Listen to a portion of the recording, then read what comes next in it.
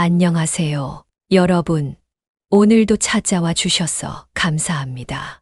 이번 이야기는 특별히 마음을 따뜻하게 해줄 감동적인 내용을 준비했습니다.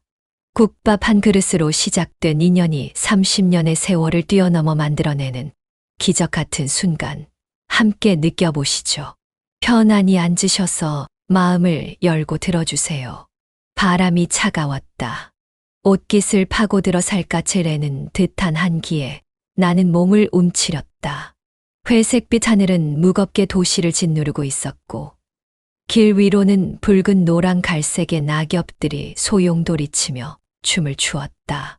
바람이 불 때마다 거리의 먼지가 살짝 일었다가 이내 가라앉았다. 숨을 들이쉴 때마다 찬 공기가 폐 속으로 스며들었다. 서울 강남의 한복판, 명품 쇼핑백을 든 사람들과 바쁘게 오가는 직장인들 사이로 나는 낡고 해진 점퍼를 걸친 채 천천히 걸어갔다. 내 손에 들린 허름한 리어카는 삐걱거리는 소리를 내며 아스팔트 위를 굴러갔다. 그 소리가 도로 위에 쓸쓸하게 울렸다. 이런 모습의 나를 아는 사람은 아무도 없을 것이다. 강우진, 대한민국에서 손꼽히는 기업을 일군 억만장자. 그러나 오늘만큼은 그저 폐지를 줍는 평범한 노인이었다. 거울을 들여다보니 피곤해 보이는 얼굴, 몇 년은 손질하지 않은 듯한 헝클어진 머리카락이 낯설게 느껴졌다. 손등을 따라 깊이 파인 주름들은 내가 살아온 세월의 무게를 고스란히 말해주고 있었다. 분장은 완벽했다.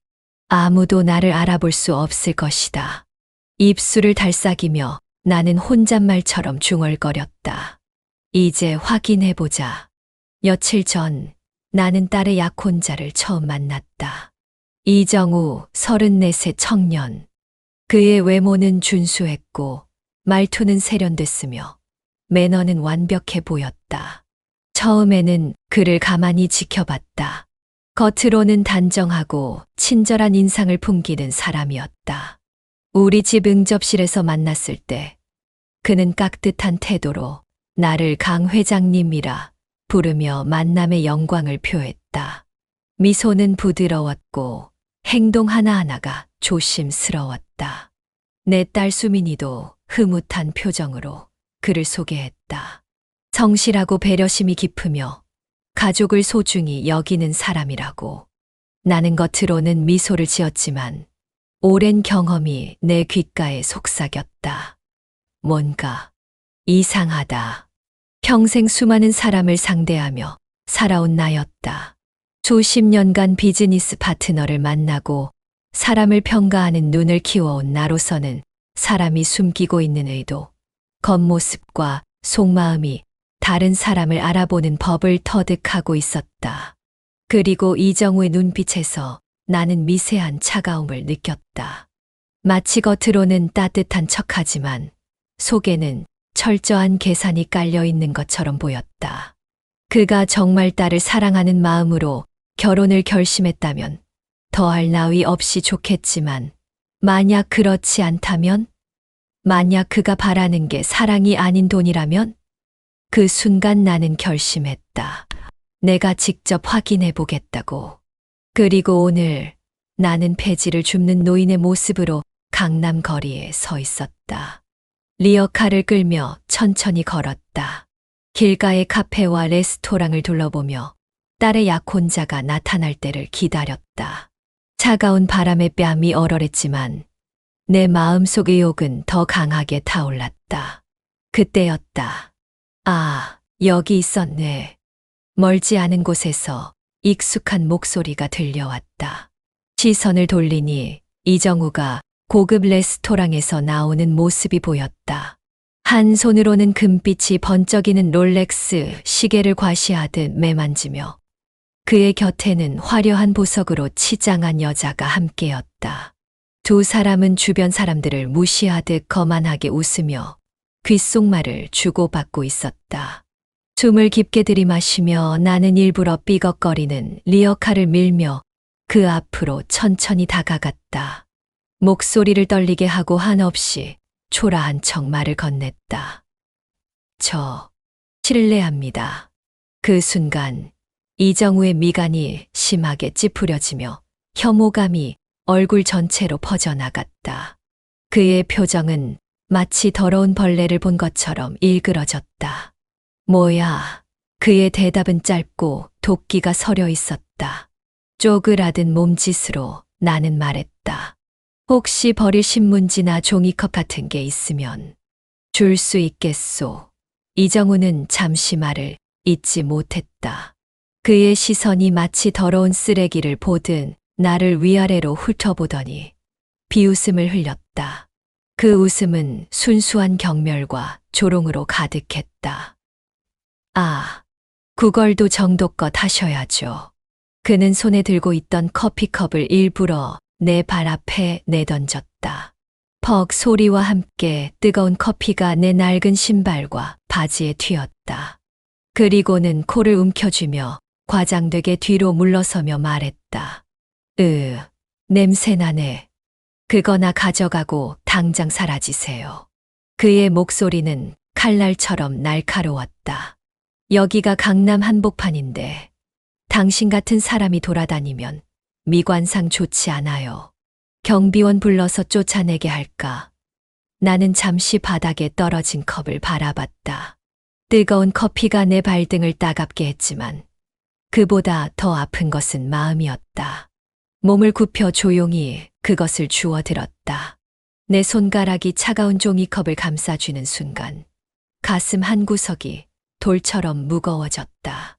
그의 여자친구는 킥킥거리며 웃으며 이정우의 팔을 잡아당겼다. 자기, 왜 그런 사람이랑 말도 섞어? 얼른 가자. 우리 약속 늦겠어. 이정우는 나를 향해 마지막으로 경멸의 눈길을 던지며 말했다. 다음부턴 여기 오지 마세요. 이런 곳은 당신 같은 사람들이 있을 자리가 아니니까. 천천히 아무 말 없이 나는 다시 리어카를 잡았다. 그들이 멀어지는 동안 이정우가 여자 친구에게 하는 말이 들려왔다. 저런 사람들은 그냥 무시해야 돼. 어차피 자기가 저 자리에 있는 이유가 있겠지. 노력도 안 하고 사회의 도움만 바라는 거지. 이정우는 아무 일도 없었다는 듯 친구와 함께 떠났다. 그의 뒷모습을 바라보며 나는 깊은 생각에 잠겼다. 이게 내 본 모습이구나. 폐지를 줍는 노인을 향한 순수한 혐오감. 겉으로는 상냥한 척하면서도 자신보다 약한 사람을 깔보는 태도가 너무나 명확했다. 수민아, 저 남자가 정말 내가 평생 함께할 사람이 맞을까?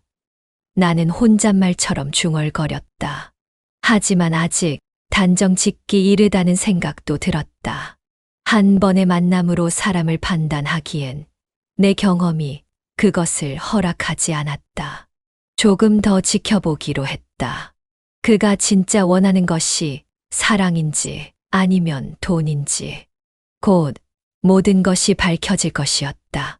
차가운 바람이 다시 한번 내 뺨을 스쳐갔다. 초겨울의 냉기가 뼛속까지 파고들었지만 내 결심만은 더욱 단단해졌다. 리어카를 밀며 천천히 걸음을 옮겼다. 내 딸의 행복을 위해 나는 끝까지 이정우의 본 모습을 확인할 것이다. 밤 공기가 싸늘했다. 창문을 통해 스며드는 희미한 달빛이 거실 바닥에 은은한 그림자를 드리웠다. 나는 조용히 차 한 모금을 들이켰다. 따뜻한 액체가 목을 타고 내려가는 동안 찻잔을 감싼 내 손끝에서 미세한 떨림이 느껴졌다. 차가운 도자기의 감촉이 손바닥을 통해 온몸으로 퍼져나갔다. 아까 그 장면이 자꾸만 떠올랐다. 바닥에 툭 떨어진 종이컵. 이정우의 냉소 어린 미소가 눈앞에 아른거렸다. 여기가 어디라고 이러고 계세요? 그 말이 귓가를 맴돌았다. 그가 내뱉은 말 한마디가 마치 날카로운 칼날처럼 내 마음을 자르고 지나갔다. 천천히 숨을 내쉬며 찻잔을 내려놓았다. 눈을 감자 오래된 기억이 물밀듯이 밀려왔다. 시간의 강을 거슬러 올라가는 듯한 아득한 느낌이 들었다. 기억 속 그때도 바람이 차가웠다. 비가 추적추적 내리던 가을밤이었다. 거리는 축축하게 젖어 있었고 나는 온몸이 빗물에 흠뻑 젖은 채 길 한가운데 주저앉아 있었다. 우산을 쓴 사람들이 멀리서 나를 힐끗 보고는 재빨리 시선을 돌리며 지나갔다. 빗소리와 차 지나가는 소리만이 내 귓가를 채웠다. 그때의 나는 지금과는 너무도 달랐다. 한때 모든 것을 가졌던 사람이었다. 호화로운 저택, 명품 시계, 고급 승용차. 그러나 믿었던 사람들에게 배신당했고 사업은 하루아침에 망했으며 전 재산을 잃어버렸다. 길거리에 나앉은 나는 그날 처음으로 살아야 할 이유를 잃어버렸다. 차가운 빗물이 얼굴을 타고 흘러내렸다. 그것이 빗물인지 눈물인지 구분할 수 없었다. 이렇게까지 살아야 할 이유가 있을까? 그런 생각으로 머릿속이 가득 찼다. 나는 그렇게 길바닥에 앉아 멍하니 내리는 비를 바라보고 있었다. 그때였다. 괜찮으세요? 낯선 목소리가 빗소리 사이로 내 귀에 들어왔다. 처음에는 그것이 환청인 줄 알았다. 천천히 고개를 들어 올리자 빗물에 젖은 긴 머리카락, 앞치마를 두른 채 시장 봉투를 든 한 여자가 서 있었다. 김미영, 작은 국밥집을 운영하는 40대 후반의 여성이었다. 그녀는 나를 바라보며 조심스럽게 손을 내밀었다. 일어나세요. 이러고 있으면 몸이 상해요. 그녀의 얼굴에는 걱정의 기색이 역력했다. 나는 그녀의 손을 가만히 바라봤다. 처음 보는 사람이 내미는 도움의 손길이 믿기지 않았다. 하지만 몸을 움직이지 않았다. 그냥 두세요. 내 목소리는 쉬어 있었고 힘없이 뱉은 말이었다. 그녀는 가만히 서서 기다렸다. 빗방울이 그녀의 얼굴을 적셔도 물러서지 않았다. 그러다 이내 시장 봉투를 바닥에 내려놓더니 조심스레 내 팔을 잡았다. 그녀의 손길에서 따스함이 느껴졌다. 일단 저랑 같이 가요. 배고프시죠? 따뜻한 국밥 한 그릇 먹어요. 나는 여전히 미동도 하지 않았다. 무엇을 위해 움직여야 하는지도, 왜 이 여자가 나를 도우려 하는지도 이해할 수 없었다. 그때 그녀는 배를 가볍게 쓰다듬으며 말했다. 저 임산부예요. 보이시죠? 그러니까 제가 도와드리는 거예요. 노약자는 서로 돕는 거잖아요. 그 말에 나는 그제야 그녀의 살짝 불러온 배를 보았다. 아이를 가진 여자가 비를 맞으며 나 같은 사람을 돕고 있다는 사실이 묘하게 내 마음을 흔들었다. 천천히 몸을 일으켰다. 그녀가 내민 손을 잡는 순간 오랜만에 사람의 온기를 느꼈다. 그녀가 데려간 곳은 작은 국밥집이었다. 좁은 골목 끝에 위치한 그 집의 간판에는 미영 국밥이라는 글자가 선명하게 적혀 있었다. 문을 열자 따뜻한 국밥 냄새가 코끝을 스쳤다. 공기 중에 떠도는 육수 향기가 오랜만에 내 식욕을 자극했다. 그녀는 나를 조용히 앉히더니 김이 모락모락 피어오르는 국밥 한 그릇을 내 앞에 놓았다. 하얀 쌀밥 위로 뜨거운 국물이 부어져 있었고 고명으로 올린 파와 고기가 보기 좋게 담겨 있었다. 자, 드세요. 그녀의 말에도 나는 그저 국밥을 바라만 보았다. 속이 텅 비어 있었지만 한 숟갈 뜨고 싶은 마음조차 들지 않았다. 그녀는 나를 물끄러미 바라보다가 조용히 말했다. 밥부터 먹어요. 그래야 힘이 나죠. 그녀의 목소리에는 어떤 당뇨도 연민도 없었다. 단지 사람에게 건네는 진심 어린 말뿐이었다. 한참을 멍하니 있던 나는 조용히 숟가락을 들었다. 국밥 한 숟갈을 떠서 입에 넣었을 때 오랜만에 느껴지는 따뜻함에 나도 모르게 눈물이 고였다. 뜨거운 국물이 목을 타고 내려가며 차가웠던 내 몸을 데워주는 것 같았다. 한 숟갈, 두 숟갈. 나도 모르게 빠르게 국밥을 먹어치웠다. 그녀는 조용히 미소를 지으며 지켜보았다. 국밥 그릇이 비워질 때쯤 그녀가 말했다. 혹시 지금 지낼 곳이 있어요? 그 질문에 나는 숟가락을 내려놓고 조용히 대답했다. 집도 다 넘어가고 아무것도 남은 게 없어요. 내 목소리는 덤덤했지만 그 말을 하는 순간 모든 것을 잃은 현실이 다시 한번 가슴을 후벼 팠다. 그녀는 환하게 웃으며 말했다. 그럼 잠시 저희 집에서 머물다 가세요. 너무 오래 계시면 곤란하지만 빨리 자리 잡고 나가시면 되잖아요? 그 순간 내 가슴 어딘가가 뜨거워지는 것을 느꼈다. 오랜만에 느껴보는 인간적인 온기였다. 그렇게 나는 김미영의 국밥집에서 새로운 삶을 시작했다. 조용히 눈을 떴다. 기억 속에서 빠져나와 다시 현실로 돌아왔다. 거실의 달빛은 여전히 같은 자리를 비추고 있었다. 사람의 본성은 언제 드러나는가? 나는 다시 한번 생각했다. 모든 걸 잃고 바닥으로 떨어졌을 때 사람들은 나를 어떻게 대했던가? 아무도 다가오지 않았다. 다들 외면했다. 누군가는 비웃고 누군가는 짜증을 냈다. 한때 내 주변에 있던 사람들은 모두 사라졌다. 하지만 단 한 사람, 그녀만은 나를 사람으로 대해 주었다.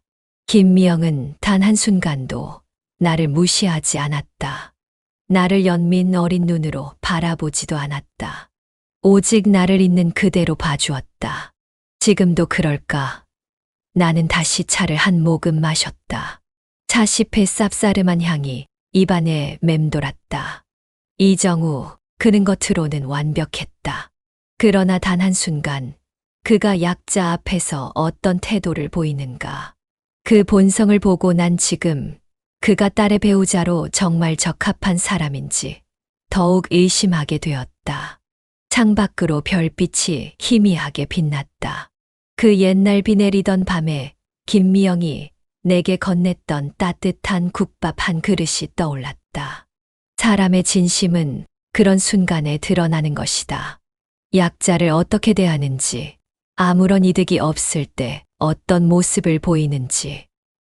그래, 한 번 더 지켜보자. 나는 천천히 자리에서 일어났다. 찻잔을 싱크대에 내려놓으며 창밖을 바라보았다. 도시의 불빛들이 밤하늘 아래 반짝였다. 곧 이정우의 진짜 얼굴을 확인할 순간이 올 것이었다. 그리고 그때 나는 확실히 알게 될 것이다.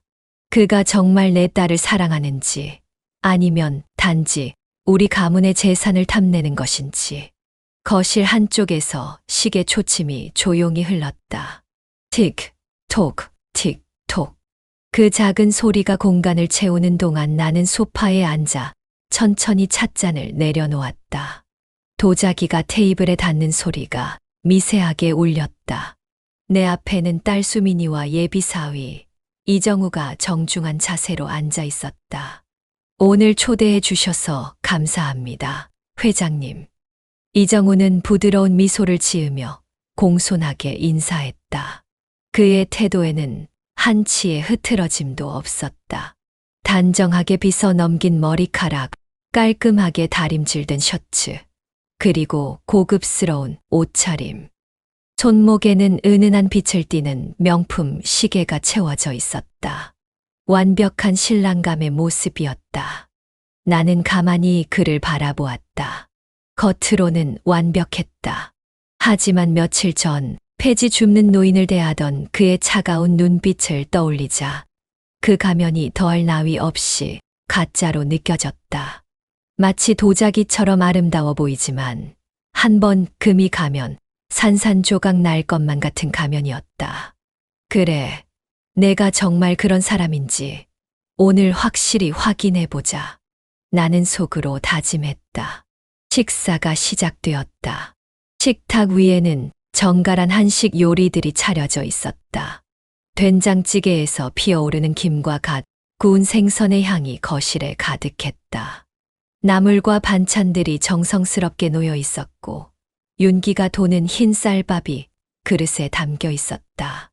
이정우는 자연스럽게 대화를 주도했다. 그는 내게 예의 바르게 말을 걸었고 수민의 어깨를 두드리며 우정을 과시했다. 그의 말투는 부드러웠고 목소리는 차분했다. 수민 씨는 정말 존경할 만한 사람이에요. 이렇게 훌륭한 가정에서 자라서 그런지 늘 따뜻하고 배려심이 깊잖아요. 나는 가볍게 미소를 지었다. 내 딸을 칭찬하는 말은 기분 좋게 들렸다. 그렇게 생각해 주니 고맙네. 내 입에서 나온 말은 진심이었다. 하지만 여전히 그를 완전히 신뢰할 수는 없었다. 이정우는 멋쩍게 웃으며 덧붙였다. 저도 본받아야죠. 사실 저는 어릴 때부터 혼자 힘으로 살아왔거든요. 그는 잠시 먼 곳을 바라보며 고생담을 풀어놓았다. 어릴 적 부모님의 이혼, 힘든 학창시절, 장학금으로 대학을 졸업한 이야기. 힘든 시절을 견뎠고 성공하기 위해 누구보다 노력했다고 말했다. 수미는 감탄하며 고개를 끄덕였다. 하지만 나는 그의 말이 전혀 가슴에 와닿지 않았다. 그 말들이 진심인지 아니면 계산된 연기인지 구분할 수 없었다. 그가 폐지 줍는 노인을 향해 내뱉은 냉소 어린 말이 아직도 생생했으니까. 여기가 어디라고 이러고 계세요? 라는 말이 귓가에 맴돌았다. 나는 잠시 시계를 힐끗 보고 나서 일부러 자리를 떴다. 중요한 전화가 와서 말이야. 잠깐 다녀오마. 수미는 걱정스러운 표정으로 나를 바라보았지만 이정우는 가볍게 고개를 끄덕였다. 네, 천천히 다녀오세요, 회장님. 거실을 지나 복도로 들어서면서 나는 발걸음을 늦추었다. 천천히 벽 뒤로 몸을 숨기고 방 안에서 흘러나오는 소리를 조용히 듣기 시작했다. 심장이 빠르게 뛰었다. 저들이 무슨 말을 할지, 그 진심을 들을 수 있을지 긴장되었다. 내가 자리를 비운 순간 방 안의 분위기가 달라지는 소리가 들렸다. 젓가락이 테이블에 부딪히는 소리, 의자가 살짝 움직이는 소리. 이정우의 목소리가 달라졌다. 더 이상 공손하지 않고 어딘가 거칠어진 듯했다. 와, 대단하네. 이 집. 생각했던 것보다 훨씬 크네. 그의 목소리에서 놀라움과 함께 탐욕이 느껴졌다. 방 안에서 수민이의 웃음소리가 들렸다. 그렇지. 사실 아버지가 워낙 검소하셔서 집이 소박한 편이야. 그러자 이정우가 피식 웃는 소리가 들렸다. 소박아. 이 정도면 별장이 2개는 있어야 소박한 거지. 그 말에 담긴 비아냥거림이 복도까지 전해졌다. 내 심장이 무겁게 내려앉았다. 발소리가 들렸다. 이정우가 방 안을 걸어 다니는 소리였다. 그리고 무언가를 집어드는 소리. 이것도 꽤 감 나가는 거겠지. 그의 목소리에 깔린 탐욕이 더욱 선명하게 느껴졌다. 수민의 목소리가 조금 굳어졌다. 정우야, 그건 아버지가 소중히 여기는 물건이야. 손대지 않는 게 좋을 거야. 내 딸의 말에 자부심이 느껴졌다. 적어도 수민이는 예의와 배려를 알고 있었다. 이정우는 피식 웃으며 대답했다. 알았어, 알았어.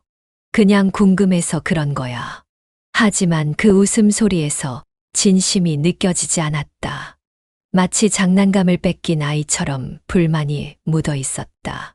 그때 부엌에서 그릇 정리하는 소리가 들렸다. 우리 가정부가 식기를 정리하고 있었다. 갑자기 이정우의 목소리가 다시 들렸다. 이모님, 이 집에서 얼마나 오래 일하셨어요? 가정부의 조용한 목소리가 들렸다. 아, 저는 회장님이 젊으셨을 때부터 모셨습니다. 그녀의 목소리에서 당혹감이 느껴졌다. 이정우가 다시 말했다. 와, 진짜 오래 일하셨네요. 그럼 연봉도 꽤 많이 받으시겠어요? 그 질문에 가정부의 침묵이 이어졌다. 나는 그 질문의 무례함에 주먹을 꽉 쥐었다. 오랜 세월 함께해온 가정부에게 그런 질문을 하다니. 수민의 목소리가 당황스럽게 들렸다. 정우야, 그건 좀. 내 딸은 분명 불편함을 느꼈을 것이다. 하지만 이정우는 태연하게 말을 이었다. 아니, 그냥 궁금해서. 이 집에서 오래 일하셨으니 대우도 좋을 거 아니야? 아무래도 우리 회장님이 워낙 재산이 많으시잖아. 더 이상 참을 수 없었다. 나는 조용히 거실로 들어섰다. 그 순간 모든 시선이 나에게 향했다. 이정우의 얼굴에서 혈색이 살짝 빠져나가는 듯했다. 내 손끝이 미세하게 떨렸다. 이정우 씨, 방금 뭐라고 했나? 순간적으로 이정우는 움찔했다. 그의 눈빛에서 당혹감이 스쳐 지나갔다. 하지만 이내 태연하게 웃으며 고개를 들었다. 아, 회장님. 그냥 가벼운 농담이었습니다. 이모님이 오래 일하셨으니까 좋은 대우를 받으실 거란 뜻이었어요. 나는 아무 말 없이 그를 바라봤다. 내 눈빛은 차가웠고 그의 눈빛에서 불안감이 스쳐 지나갔다. 거짓말을 하면서도 태연한 그의 모습에 실망감이 밀려왔다. 내가 뭘 중요하게 생각하는 사람인지 이제야 확실히 알겠군. 돈, 권력, 그리고 지위. 그것이 이정우가 수민이를 선택한 이유였다. 딸에 대한 진심 어린 사랑이 아니었다. 하지만 나는 아무 말도 하지 않았다. 아직은 때가 아니었다. 내 기억 속에서 김미영의 모습이 떠올랐다. 그녀의 따뜻한 국밥과 아무런 계산 없이 내민 도움의 손길, 그리고 이정우의 차가운 눈빛과 계산된 미소의 대비가 선명했다. 대신 조용히 다시 찻잔을 들어 올렸다. 그리고는 나지막이 말했다. 그래, 아직 단정 짓기 이르지. 내 목소리는 부드러웠지만 그 눈빛은 더 이상 따뜻하지 않았다. 차를 마시는 내내 이정우의 눈빛이 불안하게 흔들렸다. 그는 자신의 속내가 드러났다는 것을 눈치챘을지도 모른다. 이제 마지막 시험이 남아 있었다. 그의 진정한 본성을 완전히 드러내는 시험. 수민을 위해, 그리고 우리 가족을 위해 이 마지막 확인이 필요했다. 시계의 초침 소리가 다시 한번 거실에 울려 퍼졌다. 틱, 톡, 틱, 톡. 마치 이정우의 가면이 곧 벗겨질 시간을 알리는 것처럼. 밤 공기가 묵직했다. 창문을 통해 들어오는 바람은 무겁고 축축했으며 거실의 공기는 팽팽한 긴장감으로 가득 차 있었다. 나는 소파에 앉아 조용히 찻잔을 내려놓았다. 도자기가 테이블에 닿는 소리가 정적을 깨뜨렸다. 내 앞에는 여전히 점잖은 미소를 띤 이정우가 앉아 있었다. 그의 미소는 완벽했지만 내 눈에는 이제 그 가면의 균열이 보였다. 회장님, 오늘 초대해 주셔서 감사합니다. 이정우는 겸손한 듯 말. 그 손짓은 이제까지 보여주던 우아한 제스처와는 달랐다. 당황한 그의 본 모습이 드러나기 시작했다. 아, 회장님. 오해십니다. 저 여자는 그냥 친한 친구예요. 그러나 나는 단호했다. 친구, 너희가 함께 있는 영상을 봤다. 이 말에 이정우는 더 이상 말을 잇지 못했다. 그의 표정에서 처음으로 완벽한 가면이 깨지기 시작했다. 여태껏 단 한 번도 흐트러진 적 없던 그의 자신감이 눈앞에서 무너져 내렸다. 나는 그를 똑바로 바라보았다. 오랜 세월 비즈니스 세계에서 단련된 내 눈빛은 날카롭고 냉정했다. 이정우 씨, 솔직히 말해라. 도대체 뭘 노리고 우리 수민이에게 접근한 거지? 내 목소리는 낮았지만 단호했다. 마치 강철처럼 냉정하고 뚫을 수 없었다. 이정우는 입술을 꼭 깨물었다. 손을 꽉 쥔 채 애써 침착한 척했지만 그의 눈빛은 흔들리고 있었다. 마지막 발버둥이라도 치듯 그는 떨리는 목소리로 물었다. 회장님, 제가 수민 씨를 사랑하지 않는다고 생각하십니까? 그의 목소리에는 여전히 간절함이 묻어 있었다. 마지막 희망이라도 붙잡으려는 듯했다. 하지만 이미 모든 것은 끝났다. 나는 싸늘하게 웃으며 말했다. 정말 사랑하는 사람이라면 속이지 않겠지. 이 말에 이정우는 고개를 푹 숙였다.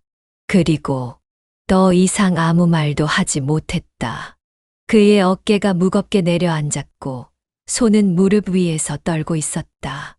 마치 모든 힘이 빠져나간 것처럼 그는 주저앉아 있었다. 그의 본 모습은 이제 완전히 드러났다.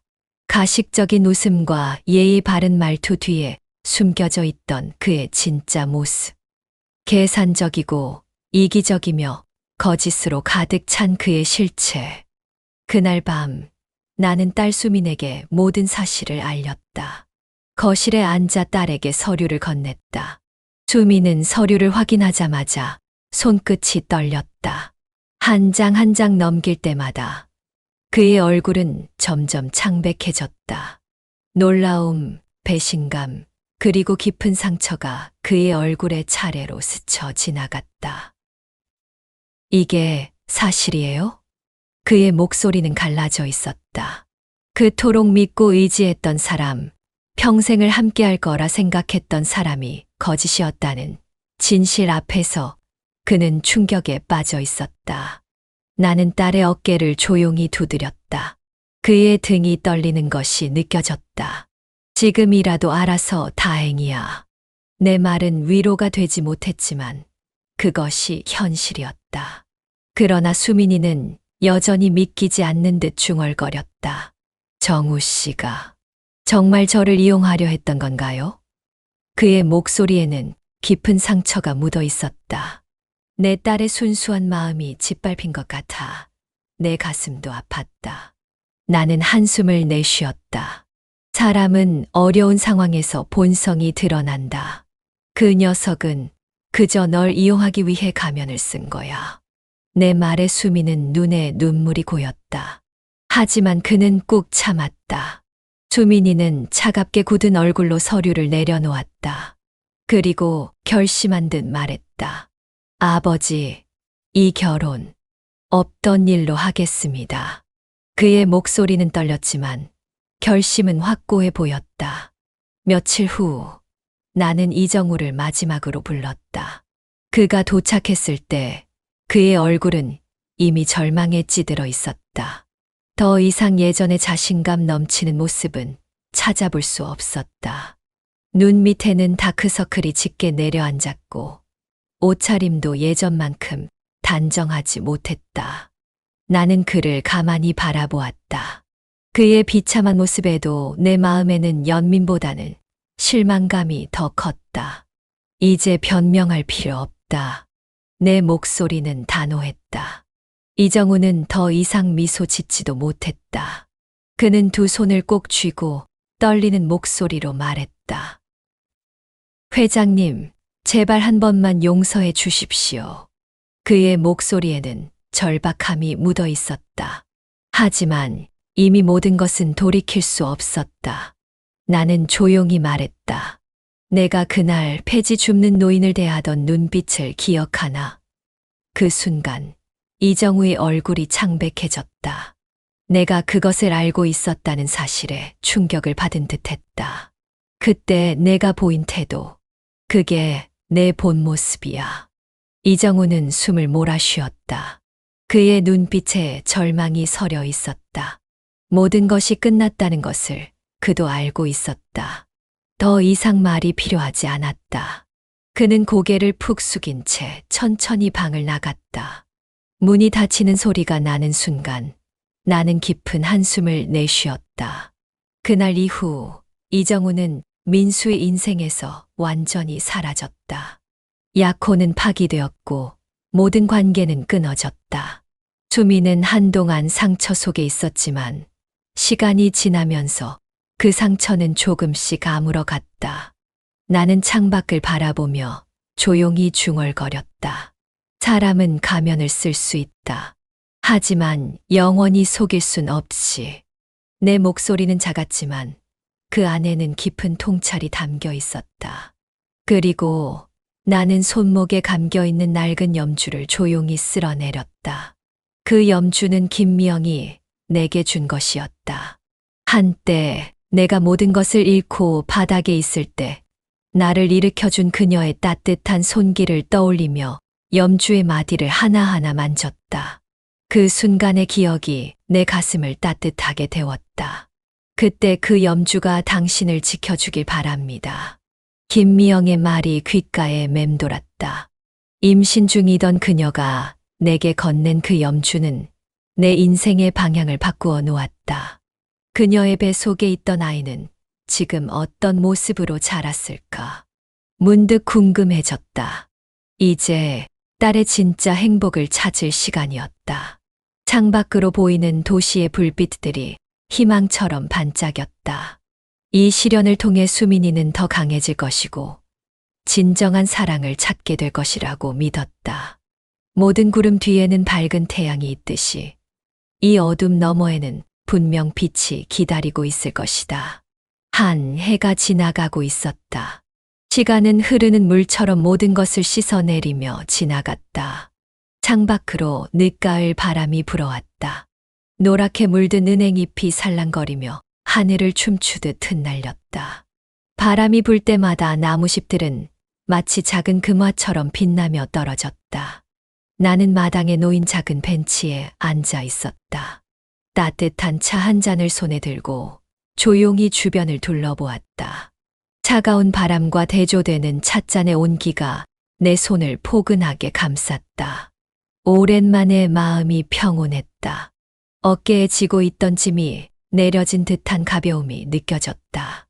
내가 변장을 하고 예비사위를 시험했던 날이 아직도 선명했다.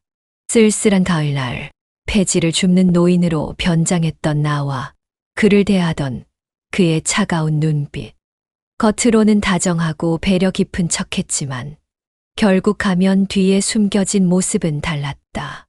돈과 권력을 원했던 남자. 그리고 그 욕심이 너무 커서 결국 모든 걸 잃어버린 남자. 이제는 이름조차 떠올리기 싫었다. 그 일 이후 수민이는 한동안 힘들어했다. 배신감, 실망감, 그리고 혼자 남겨졌다는 상실감이 그녀를 짓눌렀다. 밤마다 불을 켜놓고 깊은 한숨을 내쉬는 딸을 볼 때마다 내 가슴도 아팠다. 나는 종종 딸의 어깨를 두드리며 말했다. 내 잘못이 아니다. 그러나 상처는 쉽게 아물지 않았다. 신뢰했던 사람에게 배신당한 아픔은 깊었고 그 상처는 시간이 필요했다. 계절이 바뀌고 시간이 지나며 수민이는 서서히 아픔을 극복해 갔다. 다시 웃기 시작했고 다시 일상으로 돌아갔다. 그리고 몇 달 전 내 앞에 새로운 사람이 찾아왔다.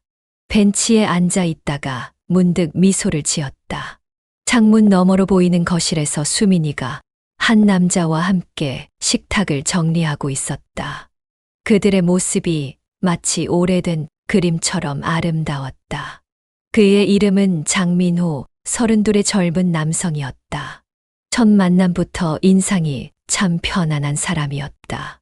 화려한 외모는 아니었지만 눈빛이 따뜻했고 말 한마디에도 진심이 담겨 있었다. 그리고 무엇보다 그는 처음부터 가면을 쓰지 않았다.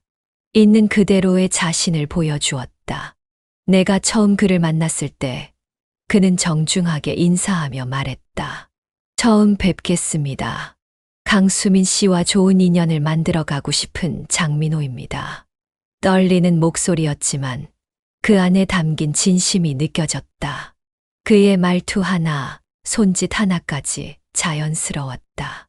어떤 꾸밈도, 어떤 계산도 없었다. 나는 조용히 그를 지켜봤다. 그는 대화 중에도 다른 사람을 먼저 배려했고, 식사할 때도 가정부에게 감사 인사를 빼놓지 않았다. 누군가의 말이 끊겼을 때 그 사람이 마저 이야기할 수 있도록 기다려주는 모습.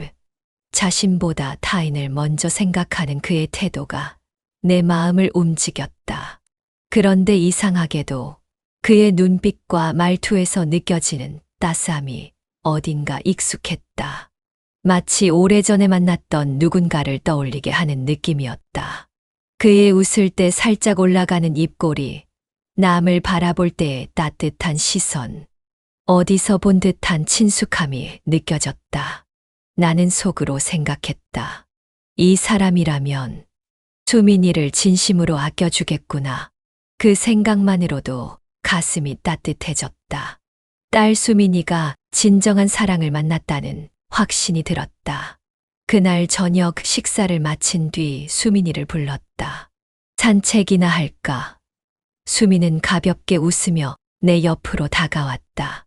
딸의 얼굴에는 오랜만에 편안함이 깃들어 있었다. 마당에는 가을 바람이 부드럽게 불고 있었다. 낙엽이 바스락거리는 소리를 들으며 우리는 정원을 걸었다. 나는 천천히 걸으며 말했다. 그동안 많이 힘들었지. 수미는 조용히 고개를 끄덕였다. 그녀의 눈동자에 먼 기억이 스쳐 지나갔다. 네, 솔직히 아직도 가끔 생각나요.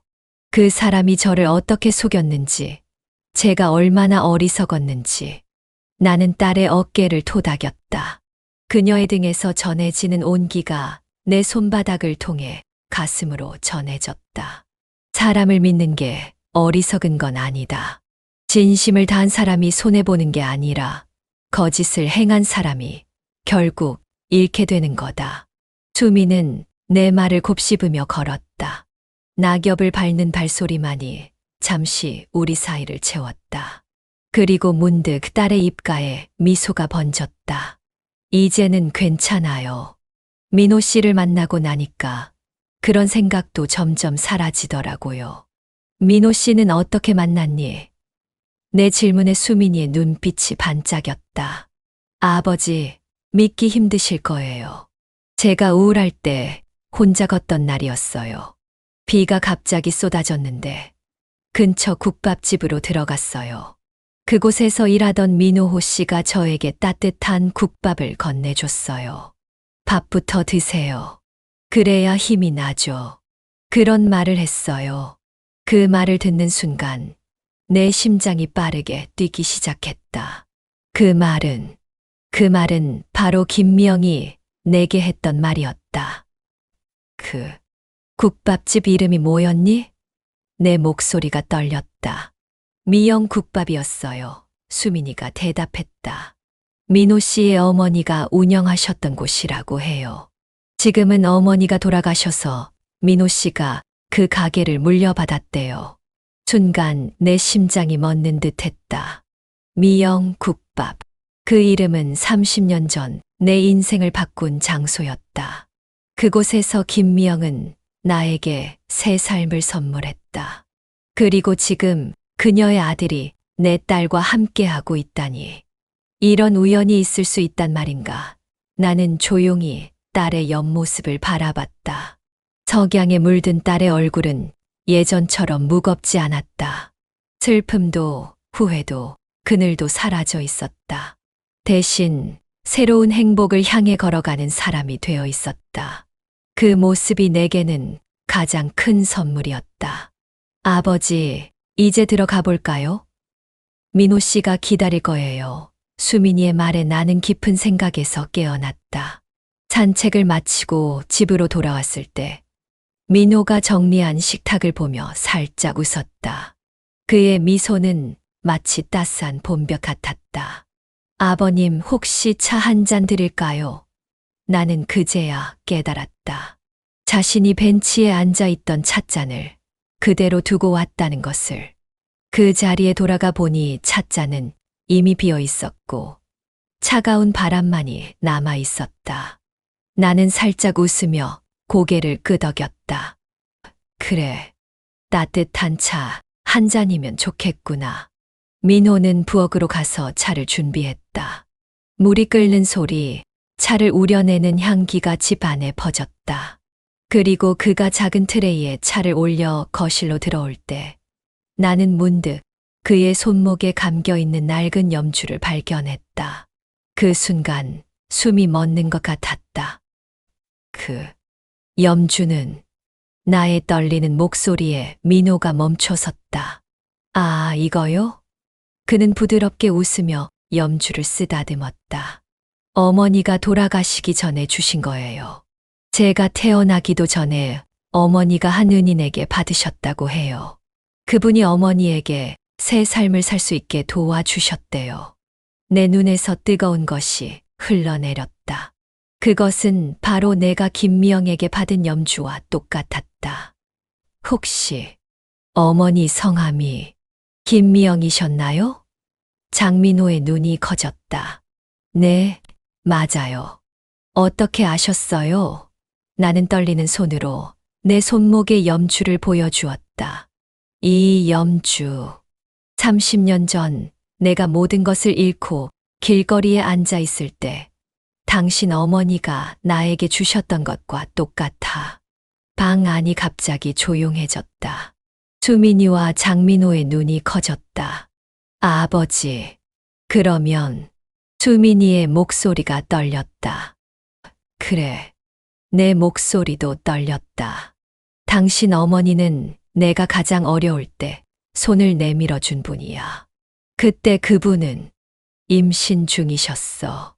그 배 속의 아이가 바로 당신이었군요. 장민호의 눈에서 눈물이 흘러내렸다. 어머니가 항상 말씀하셨어요. 인생에서 가장 소중한 것은 진심이라고. 그리고 어려운 사람에게 손을 내미는 것이 가장 값진 일이라고요. 나는 천천히 일어나 장민호에게 다가갔다. 그리고 그를 꽉 안았다. 당신 어머니가 나에게 새 삶을 주셨어. 그리고 이제 당신이 내 딸에게 새 삶을 주는구나. 장민호는 내 등을 부드럽게 토닥였다. 그의 손길에서 김미영의 따스함이 느껴졌다. 어머니가 항상 말씀하셨어요. 우리가 베푼 친절은 언젠가 다른 형태로 돌아온다고요. 나는 차를 한 모금 마셨다. 따뜻한 온기가 입안 가득 퍼지고 목을 타고 내려가 온몸을 데웠다. 창밖에는 어느덧 노을이 지고 있었다. 붉게 물든 하늘이 집 안을 부드럽게 물들이고 있었다. 이건 운명이야. 내 목소리는 감격으로 떨렸다. 30년 전 김미영 씨가 내게 건넨 국밥 한 그릇이 오늘 너희 두 사람의 만남으로 이어진 거야. 수민이와 장민호는 서로를 바라보며 미소 지었다. 그들의 눈빛 속에는 깊은 사랑이 담겨 있었다. 나는 조용히 딸을 바라봤다. 딸의 얼굴에 비친 노을빛이 마치 축복처럼 느껴졌다. 그리고 미소 지으며 말했다. 이제 내가 진짜 행복할 차례다. 수민이도 조용히 웃었다. 그녀의 미소 속에는 더 이상 그림자가 없었다. 오직 밝은 내일을 향한 희망만이 가득했다. 장민호는 그런 수민이의 옆에서 부드럽게 미소 지었고 두 사람의 눈빛이 마주칠 때마다 방 안은 더욱 따뜻해지는 것 같았다. 그날 밤 나는 오랜만에 편안하게 잠들었다. 꿈에서 김미영을 만났다. 그녀는 여전히 국밥집 앞치마를 두르고 있었고 따뜻한 미소를 짓고 있었다. 감사합니다, 미영 씨. 당신의 아들이 내 딸을 행복하게 해줄 거예요. 그녀는 그저 미소 지으며 말했다. 세상은 참 신기한 곳이죠. 우리가 베푼 사랑은 결코 사라지지 않아요. 다른 형태로 돌아올 뿐이죠. 새벽빛이 서서히 밝아오고 있었다. 손목에 염주를 만지며 생각했다. 모든 순간이 의미 있었구나. 그 힘든 시간도, 그 어두웠던 날들도 모두 오늘을 위한 과정이었어. 모든 것이 평온했다. 여기, 이 자리에서, 이 시간 속에서 우리는 완벽하게, 참되게 행복했다. 창밖의 낙엽들이 바람에 춤추는 모습을 나는 찻잔을 들고 조용히 바라보았다. 마치 삶의 모든 순간이 이 한 장면을 위해 흘러왔던 것처럼 느껴졌다. 여러분, 오늘 이야기를 통해 우리는 삶의 소중한 진리를 다시 한번 되새기게 되었습니다. 우리가 베푸는 작은 친절과 진심 어린 손길은 결코 사라지지 않고 예상치 못한 시간과 방식으로 다시 우리에게 돌아온다는 것을요. 강우진과 김미영, 그리고 수민과 민호의 이야기는 단순한 우연이 아닌 삶의 깊은 연결성을 보여줍니다.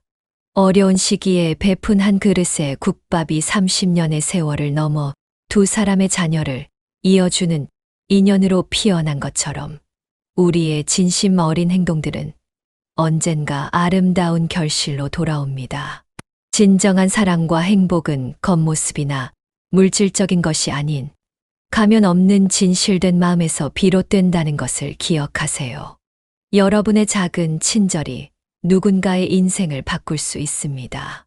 이런 감동적인 이야기를 더 많이 받아보고 싶으시다면 지금 바로 구독과 좋아요 버튼을 눌러주세요. 알림 설정도 해두시면 새로운 이야기가 올라올 때마다 가장 먼저 만나보실 수 있습니다.